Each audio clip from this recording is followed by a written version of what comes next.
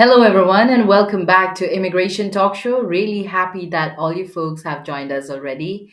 And you can let your friends know that there's going to be a very important webinar with very insightful information. So do join us, let them know to also join us. And welcome once again, friends. I'm Nipasa. I'm going to be your host for today's session. And I have this important disclaimer to read out before we start our session for today. And that is by watching our videos, you agree and understand that the information provided by our experts and attorneys, including comments and replies from users, is not legal advice. Use at your own risk. So, once again, friends, thank you so much for joining us. We are streaming live right now on YouTube, and you check us out. Do subscribe to us. And by the way, you can also join us in this session by participating, and that you can do by commenting wherever you're watching. So, also, you can join us on call. All you have to do is dial this number 425 436 6335, and the access code is 988 888.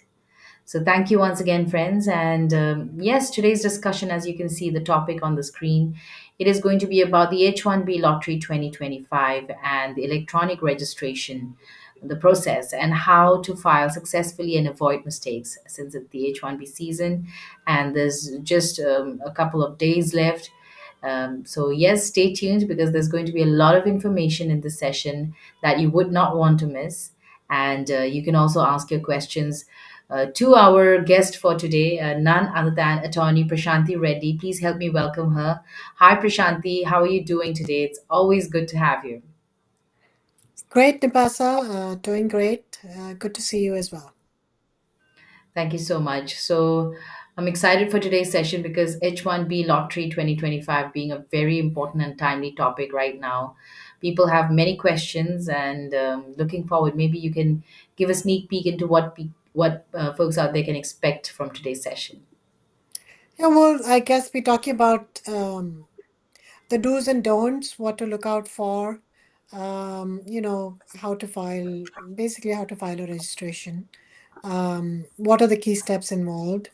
Also, we will be discussing what the common mistakes are and how to avoid them when doing a registration. And we'll also talk about if there are any remedies. If you do make a mistake, if is are there any remedies to those mistakes and how to overcome them if possible. And if there are any changes with reference to USCIS from last year to this year or over the last few years that we should be aware of and we should take into consideration when, while doing the registration. Absolutely. So, folks, what are you waiting for? Ask your questions if you have any, and Attorney Prashanthi Reddy will be very happy to answer. So, yes, Prashanthi, I mean, there's no more time. There's just 2 more days left. I'm sure it's been hectic for you and folks out there who are, getting into this lottery this time. So, my first question to you would be, about the of course, if you can provide sort of an overview, of the latest USCIS updates, um, and maybe tell us what are the changes this year that they really have to keep in mind.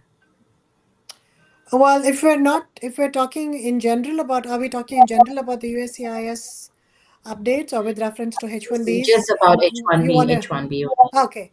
So with reference to, and I'm not specifically talking about registrations, but there are a lot of changes to the H1B process recently with the new H1B regulations, and we covered this expansively in our, I think, previous shows as well. But one thing to keep in mind is that, especially if you are an IT company that sources out their employees to end clients, you should be aware that you would need purchase orders and contracts and client letters, vendor letters to show that there is availability of work.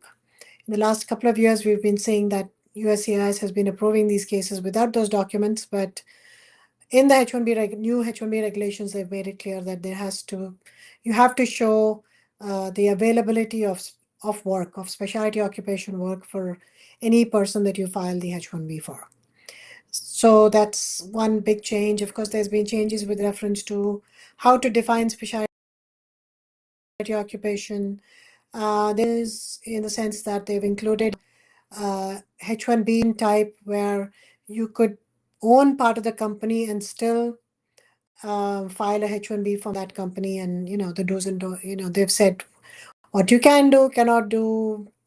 They're given a time period for that, which is lesser than the regular H1B type. So those are some of the changes with reference to the H1B regulation. But another update I wanted to give is breaking news as of yesterday. USCIS has posted a memo for their is basically stating that the way it works with H1B employees, uh, to the extent that it affects H1B people, that NTAs or notice to appear should be given to H1B or other non-immigrant uh, employees or people as well. If their H1B gets denied or if their non-immigrant petition gets denied and they are not presently in status. What is an NTA? NTA is a notice to appear for removal proceedings. So they are basically saying that if you are not in status, your I-94 has expired, you filed an extension while your I-94 was still in status, but it took a while and your I-94 expired and then your H1 got denied for some reason and you are no longer in status, you will be issued an NTA. They did this even during the past Trump period. So we have to wait and see if they intend to enforce it strictly. They didn't really do that in the last Trump administration, though they did give a similar memo out saying that NTS should be issued to anyone who was on H1 and is not in status, but they didn't really issue those NTOs to a great extent. So we have to wait and see now if they do it more seriously. But they have certainly indicated that that should be done. Just to let you know, in the past, even if you're out of status on a H1B, ICE doesn't usually come knocking on your door. You don't get notices. Of course, you would want to leave because you don't want to get accumulate unlawful presence, and also because you cannot work if you don't have status. So most people would leave anyway. But these NTAs are really a pain because once an NTA is issued, you cannot leave even if you want to. And it could take years pretty much for that, if you go to court for that NTA to be resolved, for the removal proceeding case to get resolved. Um, it's difficult to go and get and self-deport, because if you self-deport, then you're considered to be deported or removed, which means that you cannot come back into the country. Um, and you cannot file for a change of status or a nunc pro tunc, like a change of status on humanitarian grounds like we used to before once the NTA is issued. So there are a lot of implications with this issuance of an NTA. So I would advise employers to be careful. If your employees I-94 is expiring, make sure you file well in advance, 6 months ahead if you can, file in premium processing, and try to get a response from USCIS before the expiry of the I-94. Same thing with a transfer. If you're filing a transfer, I would say don't join the new employer once the transfer is filed, which I know you can do based on AC-21. You don't have to wait for the approval. But if you don't wait for the approval, you join the new employer and USCIS denies the case, then you're stuck. Then an NTA might be issued because you're now out of status.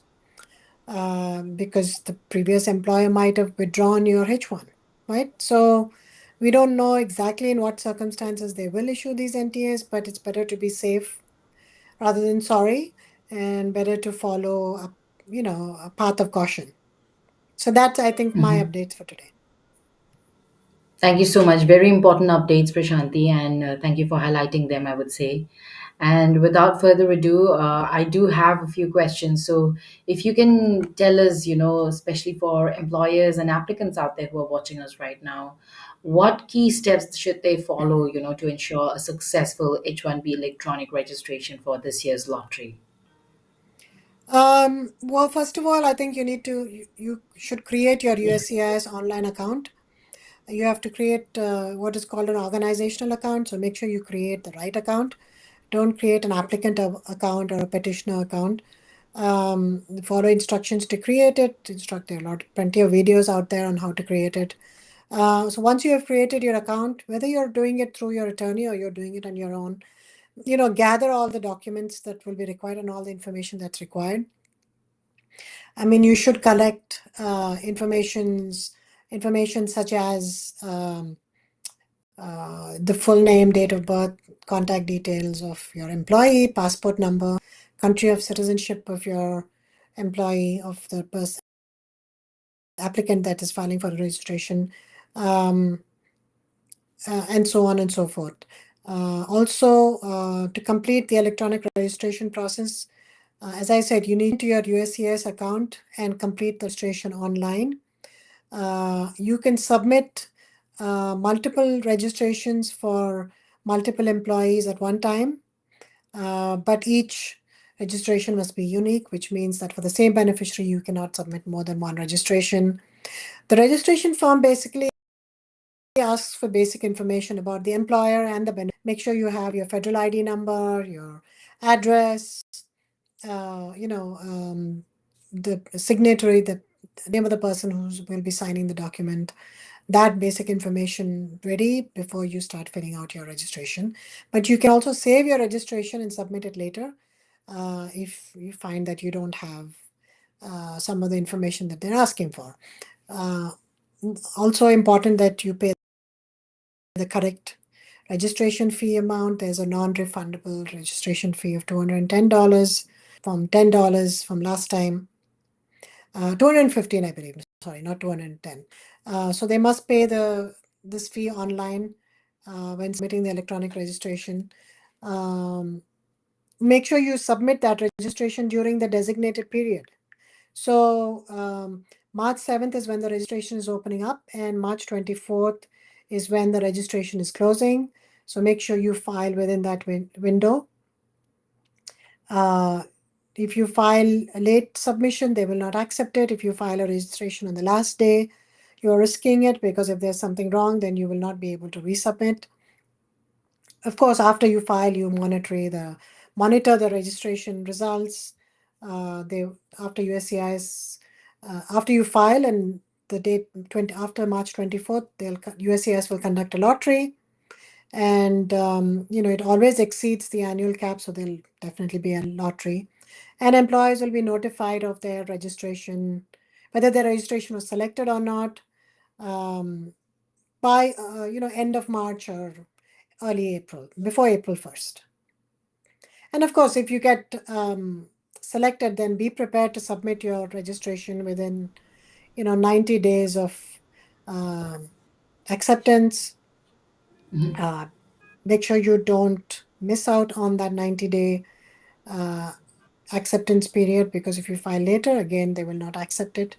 For the applicants, make sure that you meet all the basic eligible criteria um, for the H1. I mean, you don't need to for the registration, but there's no point in filing a registration if it doesn't finally get approved, right? So make sure you have a bachelor's degree in a specific field which is required by that particular occupation.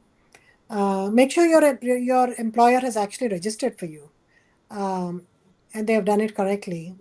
Ask for receipt of that registration. Double check the information that you're giving them, such as the date of birth, passport details, etc., so that there are no issues with your registration. And also keep your supporting documents ready, like your degree copies, experience letters, etc., so that you'll be ready to file on a timely basis. And as I said, just tips for employers: double check all the information that you're providing, stay updated with all the every day there's some new news coming out, so stay updated on what USCIS is saying and what changes they've made. And of course, always have an attorney. It always makes sense to use an attorney, because they will be aware of what the changes are, and they will ensure that your registration process takes place smoothly. Absolutely. Thank you so much, Prashanthi, for highlighting what we should keep in mind for this year's H1B lottery, and also, to so as to avoid all these common mistakes that could lead to rejections or being not being able to be valid applicant for this year's lottery. So, thank you, Prashanthi, once again. Now, moving on, if you can also tell us about how USCIS has enforced changes, regarding multiple registrations and fraud detection, and what precautions should companies take? Well,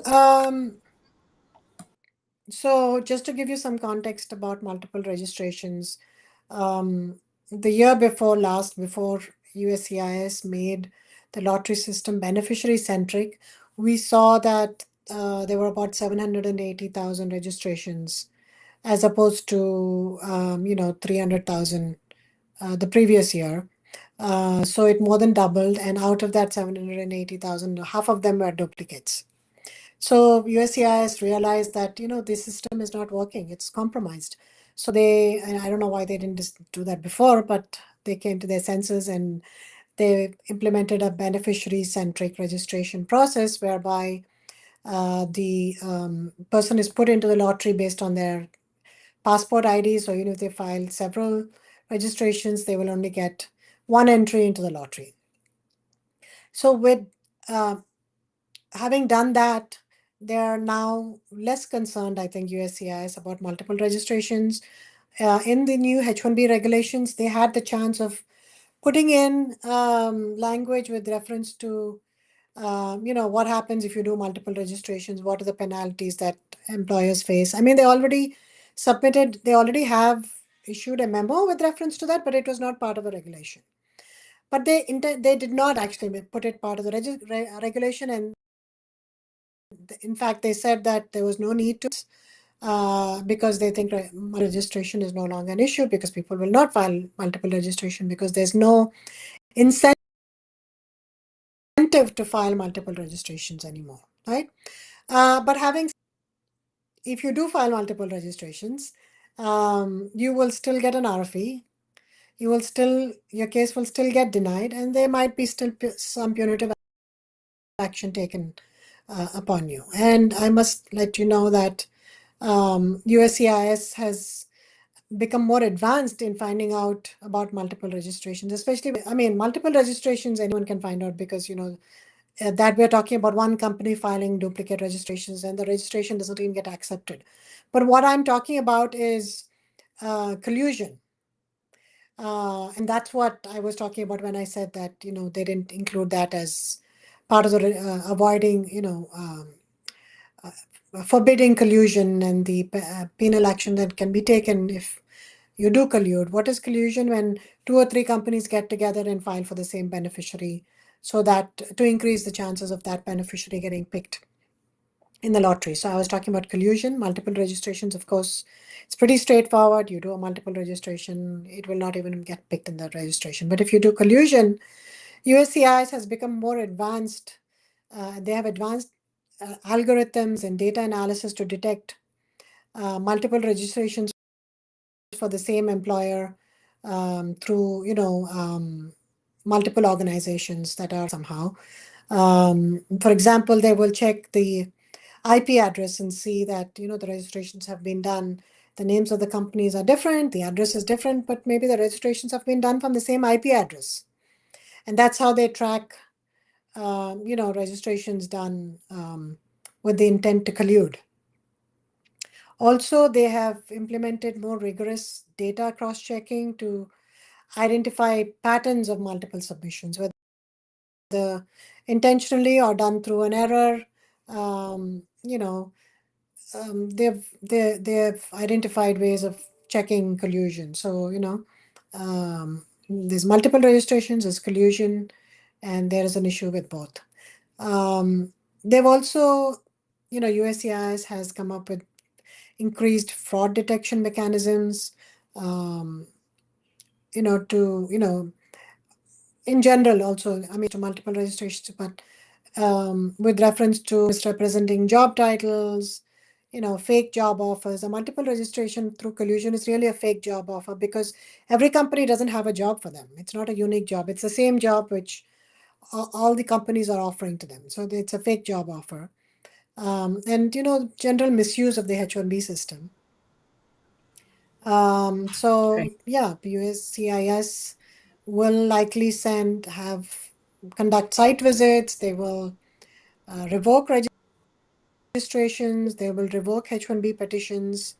Also hold the employers accountable for third party. You can't even say that, oh, my attorney did it. Oh, but I outsourced this to a paralegal. The paralegal did it. It's not my fault. The employer is still accountable, and USCIS holds the employer accounting. So USCIS will send a notice of intent to revoke if they see collusion. They will they will basically not accept registrations that multiple registrations, so you won't even get into the lottery or be counted towards the lottery. Mhm. As a precautionary step in order to avoid multiple registrations, ensure that, obviously ensure that only one registration is submitted per beneficiary. Do better vetting within your company. If several people are doing your registrations from different branches, say, there is an USCIS organizational to download all the information into a CVV file, and so that then you can detect the duplicates. So make sure you do that before you actually submit the registrations into one file, and then check for Mhm. it gets that way. Of course, USCIS will automatically check for duplicates if you've filed one batch and you've submitted the registration, then you try to do a registration for that person again. Then it will detect it automatically, but they don't detect duplicates based on two drafts which have not been submitted. So make sure there's proper communication between, all the parties involved that are doing the registrations. If your attorney is doing it, don't again, do the same registration. And monitor your third party vendors, whoever, if there's someone else is doing the registration for you. Again, stay updated with reference to, all USCIS policies with reference to multiple registrations. I really like how you said that this should have been done earlier, but yes, it's happening now. And Prashanthi, 20 years of experience in this immigration field. Would you like to maybe share any case study that could be related to H1B and fraud, or anything that comes to your mind, that you dealt with? With reference to multiple registrations, and collusion, since that's what we're talking about, there have been many instances of people doing that because they didn't realize, first of all, that USCIS will be able to figure it out. And they didn't Mhm. realize the seriousness of it because they were like, oh, that person is doing it. Why can't I do it? Everybody was doing it pretty much. And they thought that because everybody's doing it, nobody will get caught. But USCIS, though they cannot catch everybody, will catch as many people as they can. And you might be one of them, right? So you can't be certain that you won't. So that's why, and I've seen lots of instances where that's happened and they've revoked Mhm. cases. I mean, even last year when there was no need to do multiple registrations, people have done it simply because, their employees wanted them to do it. Um, I'm like, why would you not tell your employees the downside of doing it? There's no upside of doing it, but there is a downside. And which is the fact that, even if the registration is picked, then even if you get it approved, it can get revoked, or there could be an RFE, and then they have lost their opportunity to, um, you know, um, get a H1, and you might have lost your opportunity to file H1s in the future. So yeah, there are many examples in which USCIS has found fraud with reference to multiple registrations. And they have come and visited. And there is also instances where they've actually penalized them in the sense that uh, they're considered to be a crime. Banned. and placed criminal charges against these companies. So Okay. something you want to avoid. Absolutely. Thank you so much, Prashanthi, for highlighting them. And yes, with that said, I would like to say hello to folks out there who have joined us: Supriya, Madhuri, Mohandas, RK. Thank you so much for joining us with your questions. And I think we should address some of them. So let's take up RK's one. What will be the impact of USCIS who's looking to issue NTA for more cases than the requested immigration benefits are denied? What will the impact with USCIS? Or if USCIS is looking to issue NTA for more cases that yeah, so there are a lot of issues here. I think number one, don't, if your case has gotten denied, then leave the country immediately. Don't hang around hoping that something will happen. If you do hang around, then file an appeal so that you're protected against removal proceedings because you have an appeal in place. You're allowed to stay in the country with that appeal pending. So definitely, even if you think that there are less chances of your case getting approved on appeal, you should just file it so that you can preserve your chances of staying here and giving yourself some breathing room. Mhm. Um, also, again, I said with reference to transfers, be careful if you're going to start working for your new employer even before um, the H1 gets approved, then be aware that if it gets denied, then you know, and if the previous H1 was revoked, because the employers usually withdraw their if you stop working for them. So I would say file your transfer in premium processing and then move to the new company after it's approved so that you can avoid again receiving an NTA. Don't stay beyond the 60 days grace. You have 60 days grace. I don't think they'll issue an NTA within the 60 days grace, but you have to remember 60 days grace is also discretionary. So they may decide not to give it to you, though I haven't seen that happen, but it could. But you have to be aware that's discretionary and a lot of people don't know that. So if it gets be subject to an NTA. So overall, you have to be more cautious about uh, falling out of status. Apply for your extension as soon as possible. Don't wait for the last few months to apply. You can apply a maximum of 6 months in advance. So do that and do it in premium processing so you're not in a situation where your I-94 has expired and your H1 gets denied. Another last tip is avoid filing anything with USCIS if you can help it. More exposure to USCIS means more chances of getting a denial, more chances of getting an NTA. So avoid filing anything with USCIS if you can help doing that. Okay.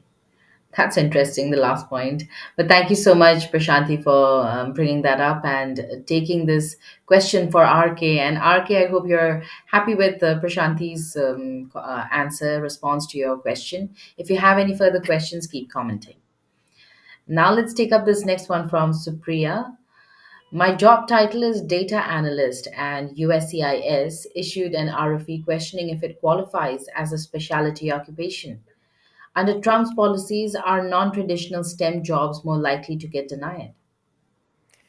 Well, I don't think a data analyst is a non-traditional STEM job. I think it's very much it is a STEM job. But data analyst positions are always.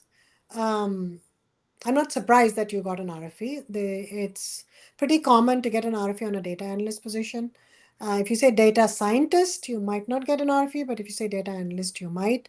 So it's important to, before filing a H1, to explore that job title, explore the job duties, and see. And a good attorney will do that and see what is the likelihood of getting an RFE, and if possible, tweak it if you can. Um, though it's the job description that's important, the job title also will, sometimes USCIS just looks at the job title and they'll issue an RFE based on that. So I would say if there are internal job titles within your organization, um, uh, that may more accurately represent your job description. Use those. Hmm. Um, but I wouldn't say that it's impossible to get a approval on a data analyst RFE. Definitely, there is very good chances of getting approvals. You just have to do it properly, respond Hmm. properly to everything that they're asking for, prove that it's a specialty occupation. Um, in general, non-STEM jobs might be more likely to get an RFE, especially not just under Trump's administration, but maybe more so under his administration, if the job is kind of borderline with reference to specialty occupation or not. A lot of non-STEM uh, jobs, especially if they require like a bachelor's degree in business administration or a bachelor's degree in liberal arts or a bachelor's administration in science, and they don't specify what field of science. So if the industry just requires a broad bachelor's degree, and that could be the case in a lot of non-STEM fields, that's the reason why you might get an RFA. But if it is, even if it's a non-STEM field, if there's a requirement for a specific degree, like say economist, a bachelor's degree in economics, it's a non-STEM field, but it's still very much a specialty occupation. Um, so, it depends from job to job, but it's more likely in a non-STEM field that you'll face difficulty rather than like an IT field where, the requirement is clearly a bachelor's in computer science. Or for Right. that matter, another example in non-STEM field would be an attorney, right? I mean, an attorney definitely requires a JD, a bachelor's degree in law to practice. So even though it's a non-STEM field, there's no question that it's a specialty occupation. So it really depends from job to job. Right. Very well explained. Thank you so much, Prashanthi. And Supriya, thank you for asking your question. Keep commenting. We really appreciate it. So, this next question is from Mohan Das asking, I am a Germany blue card holder. What are my options to move to US? And what would be a rough estimate of amount I would be spending for applying H1B? Um, your options, you can move as a student. If you have an immediate relative, you can ask them to file a green card for you. If you have a job in the US, you can apply for a H1. Your employer can apply for H1. Your estimate amount should be zero because your employer should be spending uh, for, you should be filing, I mean, paying for the USCIS fee and the attorney fee, etc. Okay, thank you so much, Mohan Das, for your question, and thank you, Prashanthi. I mean, there are Now, other we'll look options as well. You could, yeah. I mean, a multinational executive L1 could be filed if you are working for a multinational company in the US, in Germany for the last 1 year as an Mhm. executive, and or a manager, and you're looking to move here to work for their branch office or their subsidiary or their related company. You can also file an E2, which is a treaty investor. I think Germany is also part of the is considered an E2 country, but I'll have to look that up. So yeah, these are some of the things that you can do. Okay.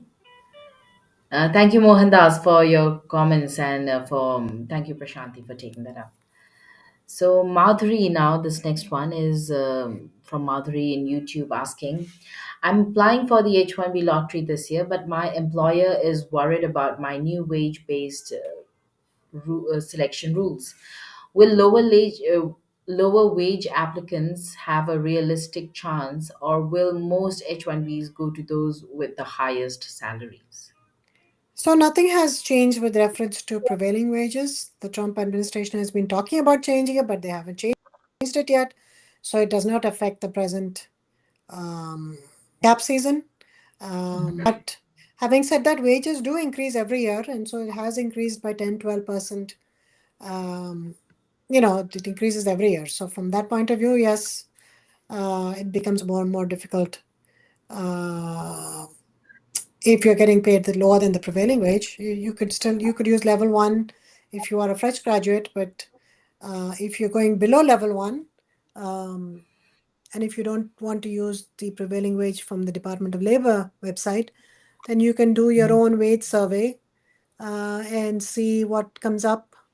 It's expensive to do your own wage survey, but it can be done, and maybe you'll get a better wage there. Right. Okay, thank you so much, Prashanthi, and thank you, Madhuri, for your questions. So, Prashanthi, that uh, there are a lot of changes this year as well, and I really hope that everybody, they go through this process well. They're able to file their, fill in their forms and get into the lottery. But yes, if selected in the lottery, what are the next steps that applicants should follow to avoid delays or denials during the petition filing? Um, well, first of all, you have to review your lottery notification. And the attorney will receive a notification from USCIS that your petition has been selected. So verify that you've received that. You have to log into USCIS account to check whether you've been selected or not. Once you've received the lottery, just pay attention to it. See where they say you have to send the petition to, and send it to that address. Um, so pay close attention to the lottery notice. Also pay attention to the last date when you should file. That's also in the lottery notice. And of course, you have to file an I-129 petition. This petition must include detailed documents about the applicant, the job, the employer. You need to file, before you file the I-129 application, you have to file the labor condition application, the LCA. And you have to gather all your documents like the applicant's educational credentials, their degree copies, and get an evaluation done if it's a foreign degree. Experience letters, if that's required from the beneficiary. Of course, they have to have passports, and their passports have to be valid, even for a registration. There was recently a person who came to me for a registration. His passport expired in 2021, and he didn't notice it. And he can't do the registration now. He has to try and get his passport updated and get it renewed, but he may not have enough time. From the company point of view, get all your offer letter in place, your company documents, tax filings, proof that you have an office space, your lease, and proof that you have work for the person that you're going to hire. If that person is going to be working for a client, then that would be, purchase orders, MSAs, contracts, client letter, vendor letters. Show that you have all that. Make sure the information in that document matches with the information in your LCA, matches with the information in your I-129 petition. If there's discrepancies, you're better off not including the documents than including documents with discrepancies. And finally, make sure you file within the 90 days. And with reference to documents and information that have to be provided, job description also is important. You have to include a clear, detailed job description, job duties. There has to be a letter which also mentions the employer's business, why the job is a specialty occupation, why a bachelor's degree is required, why the employer requires you, and how they have enough work for you to be hired in that particular job. All this is, you have to submit a letter which has all this information in it. The job description has to show that it's complex, and a bachelor's degree is required to perform those jobs. So be careful with the job description. It's very important. Sometimes even if your job title is, say, a software developer, but if you put in duties of a programmer, testing, programming, then you're going to get an RFE saying that, yeah, your job title says that, but your duties actually don't show that you're working as a developer. You also have to show that your employer has the financial stability to be able to pay your salary. Um, that again can be shown by the volume of business that they have. And the filing fee, make sure that you submit the correct filing fee. There, the filing fee is very complex. There's a base filing fee, there's the ACWIA filing fee, there's a fraud prevention and detection fee, um, and there's also now the new asylum fee, and the fee is different depending on how many employees you have. Over 25, there's a fee. Under 25, there's a different fee. So USCIS has a very useful tool for this. So use that USCIS tool, where a fee calculator tool where you can put in all the information and it'll calculate the fee for you.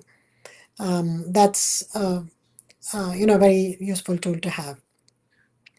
Last but not the least, when if you get an RFE, monitor, of course, monitor your case. Uh, if there is action required, such as if you get an RFE, make sure you wait for that RFE. If you don't get the RFE in the mail, call them to find out why you didn't get it. Because sometimes if you don't pay attention to what status is on the website, you might have an RFE because there's some mess up with the post office and they don't mail it to you. That happens quite often, more often than you think.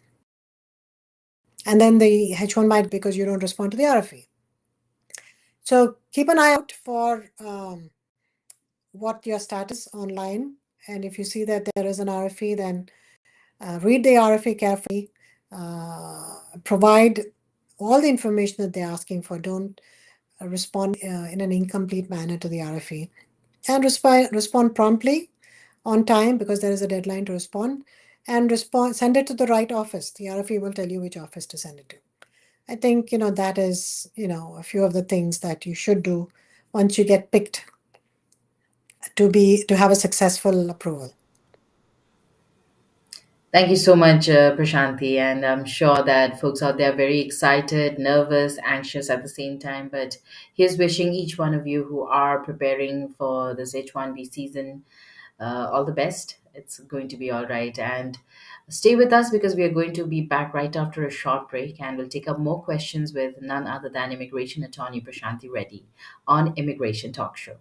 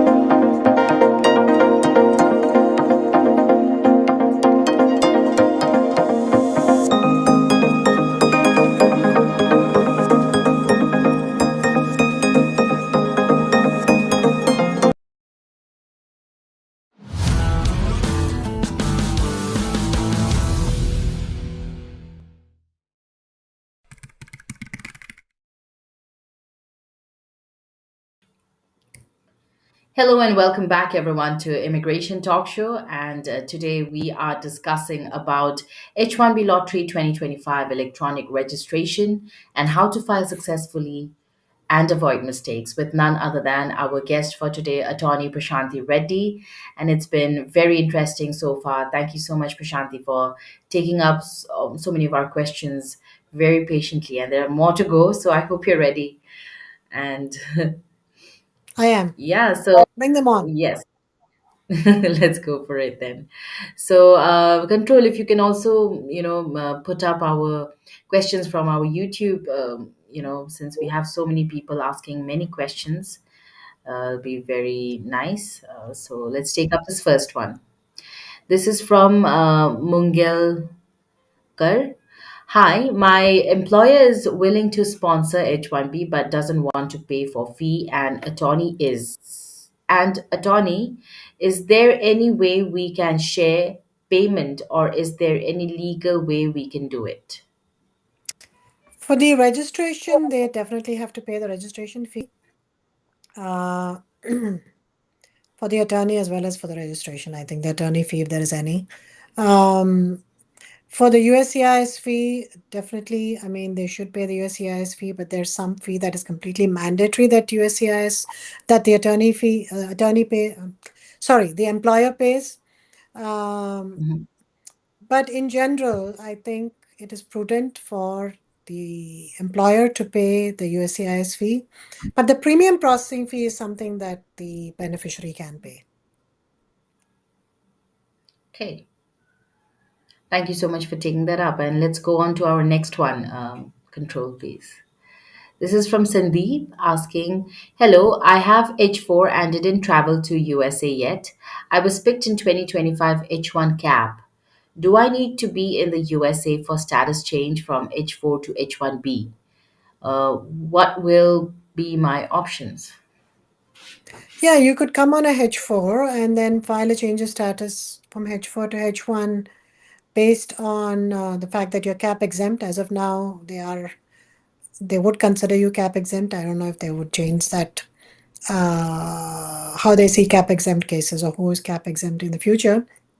But as of now, I think you would be cap exempt. So if you don't want to go for a visa, H1 visa, then that's what you would do. Okay.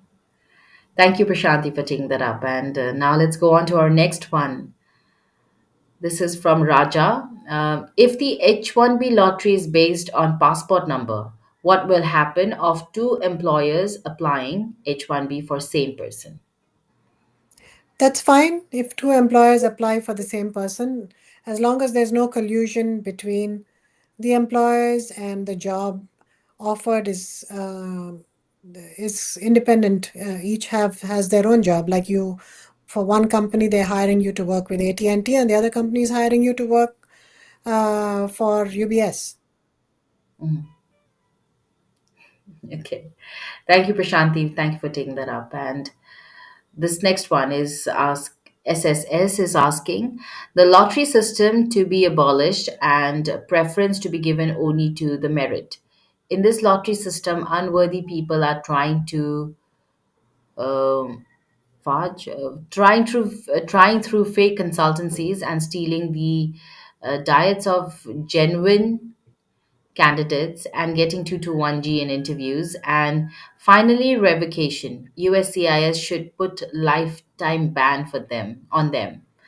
What do you have to say on that? Um Harsh, but yes, if there's fraud, they have to face consequences.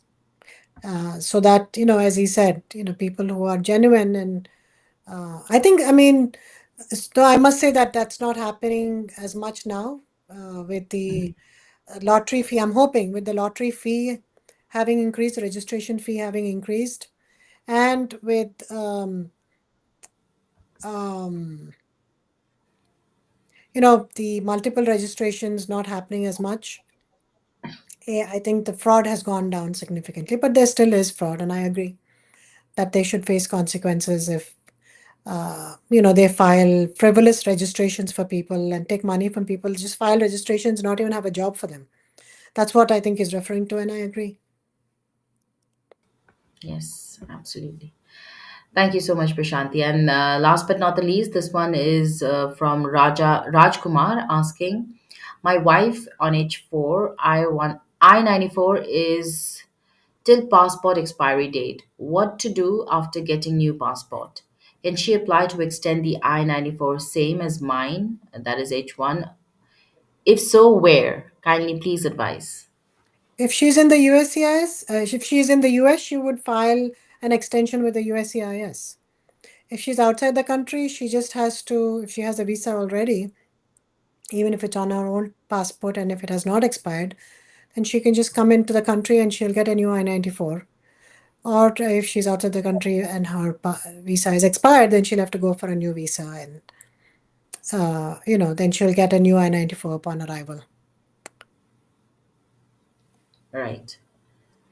Right. Thank you so much, Prashanthi, for taking that up. And I think with that, we've covered our YouTube questions from our viewers. Thank you, Prashanthi. And we got more questions, though. So let's go ahead and not keep them waiting. So let's take up Mohan Das, who's back again, asking, would it make any difference if I apply after taking German citizenship? I think I covered that, even though you said because I know you said you are not a German citizen, but I did cover it. If you are a German citizen, then you might be able to apply for an E2, which is a treaty investor or treaty trader visa. That is, if you're investing in certain amount of business money into the US, or your Mhm. employer is investing a certain amount of money into the US in a business, and they want to send you to manage that business. That's called an E2. Other than that, there's no other special privileges for German citizens. Okay. Thank you. Thank you, Mohan Das, for participating very actively. Now I got Vikas. Vikas is asking, the registrant or the organization for whom the registration is submitted has not worked with or agreed to work with another registrant, petitioner, agent, or other individual or entity to submit a registration to unfairly increase chances of selection for the beneficiary or beneficiaries in this submission. My understanding is of this is if I file two H1B applications, both will be rejected. Is that correct? Because are you the employee or the employer? Um, and just to get you to understand what this means, is that if there are two organizations and they both file a registration for you, and if they're not related to each other, and if they have not colluded to decide to file for you in order so that you can increase your chances, um, there is no collusion and there is no problem. You can file more than one um, registration. You can file a registration through both the companies. And also, the job has to be different, as I said before. If the job Mhm. is separate in each instance, then you can file through both. Okay. Okay. There you go, Vikas. You have your answer. Thank you, Prashanthi, for taking that up. And Prashanthi, if you could also highlight some of the red flags, that USCIS looks for in H1B registrations, and how can employers really ensure compliance with regulations? Red flags is basically I think we talked about collusion. Yes. We talked about I think we talked about this, Nipasa. We talked about Okay. collusion, avoiding duplicate registrations. We talked about, uh, and I can tell you that typographical errors should not be made. So make sure you enter the right the passport ID number, the correct spelling of the beneficiary's name, right address of the employer, your correct federal ID number. Because if you do a registration and you have wrong information in there, if it gets picked and you have to file the H1, you might have some issues with, you'll have to explain the discrepancies at that point of time. So make sure you enter all the information correctly. Do the Mhm. registration. Don't do it in the last minute. That's a red flag. Because if it doesn't get picked, or if you notice later on that there's a duplicate, that you did it twice for the same person, you will not be able to then delete one of the registrations because the system will close you out. So do it ahead of time. Doing it at the last minute is always a problem. Right.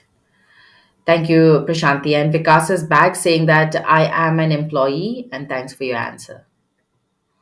Okay. Anyway, so Prashanthi, now if you could also, tell us if a small IT consulting firm submits H1B registrations for 20 employees, but 15 get rejected due to alleged duplicate filings. What legal options do they have, and how can they prevent this issue in the future? So when we say duplicate filings, we're obviously talking about collusion.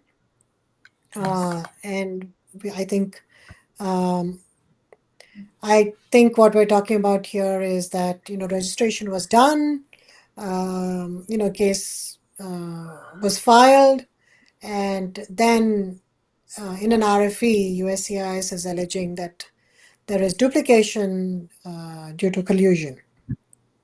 Mhm. In that case, when we say alleged, that means maybe there isn't duplication. So if there is really no duplication and USCIS is alleging that there is duplication, then you have to prove to them that you have no relationship whatsoever with that other company. That, and we've heard these stories that they are agents that employers get their resumes from, and the same agent is giving the same 10 resumes to various employers. So various employers might be interviewing these people, and that might be one reason why there's duplicate registrations. The same employer, the different employers have the same people in their list. So that could be one explanation.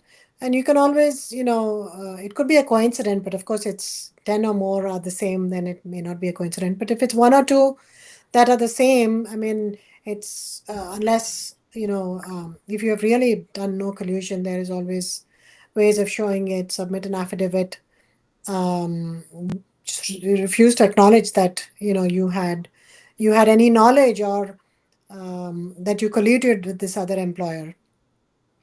You can also show Mhm. that the job offer is completely different, that your job offer for this person, you've done it because, you have a job through blah, blah. You can show proof that you have a job.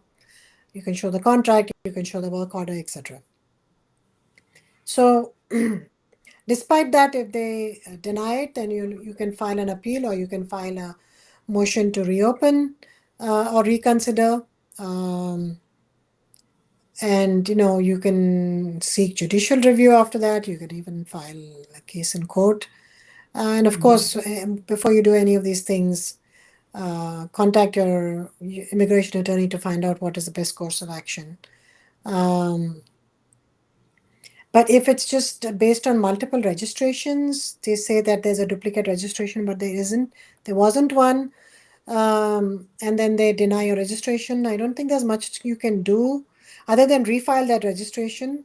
That's why I said that make sure you file much before the deadline, because if there is even some fault on the part of USCIS and they deny your registration, you can refile that registration. Um, Mhm. and I think that might be another way of doing it. Um, because there's not much you can do with reference to an appeal for for the registration part. But Right. prevention is always the best cure, right? So avoid obviously potential duplicates. Have like a robust internal filing system whereby you can easily detect duplicates. Use a tracking system. Educate your employees that they shouldn't file, uh, that what can and cannot be done. And of course it always helps to have a experienced immigration attorney help you. Right. Right. Thank you so much, Prashanthi, for taking this question up as well, and for helping us, with some of the points and tips to keep in mind today, since this H1B season it is, and there's so much going on, and people are really preparing themselves for this season. So, thank you so much. And maybe before we leave, if you can just give out a maybe like an end note or anything that you want to say to the audience out there and for those who are preparing also. I think it's important to keep in mind that there is a short window for filing registrations, and Mhm. also that there's a 30% chance of your registration getting picked. So don't lose that opportunity, especially if you're on an F1. Make sure you file your registration every opportunity that you get, because even if you have 3 years on your STEM of what, 3 years on your OPT, including STEM OPT, that may not be enough time. So Mhm. if your employer is not willing to do the registration, find a new employer. Um, ensure that the employer files your registration within the well before the deadline. Mhm. Ensure that, whether it be the employer or employee, that you do it correctly, because again, there's only one chance that you get every year, and even that, Mhm. is a lottery system. So it's becomes even more important to do your registration properly. Right. Right. Thank you so much. Friends, I hope that you really resonated with all whatever Prashanti had to say today, answering so many of our questions. And I hope that you resonated with each of her answers as well. So do not forget to like, share, and subscribe our content, especially this one. And do not also forget to hit the bell icon so that whenever we have discussions and webinars as informative as this one, you are notified, and maybe you could also join in to ask your questions. So also do not forget to check out attorney Prashanthi Reddy, who has been such a sport, answering so many of our questions. You can also have a one-on-one consultation with her, get in touch with her for your questions, and let her know that you are connected to her through Immigration Talk Show. She'll be happy to know. And yes, email her, prashanthi at reddyesq.com. That'll be the best way. But otherwise, if it is an emergency or very urgent, maybe you can even give her a call. And her number is 212-354-1010. And definitely go visit www.reddyesq.com to get to know more about Attorney Prashanthi Reddy and the law offices of Prashanthi Reddy. So thank you so much once again, Prashanthi, for today's session. And I'm already looking forward for our next one when you can join us. Thank you. It's a pleasure as always being here. Thank you, Prashanthi. Have a great day ahead. And folks out there, thank you once again for joining us. And with that said, also check us out. We are Immigration Talk Show. Our handle is Immigration Talk Show on YouTube. Do not forget to subscribe to us. And also check us out on LinkedIn, Facebook, X, Instagram, and connect with us, all right?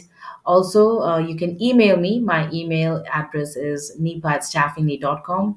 You can send in your questions, queries, and we will be able to put it up accordingly to the attorney, or give you a response accordingly. Thank you. And also you can WhatsApp me or call me on my number. My phone number is 408-335-6444.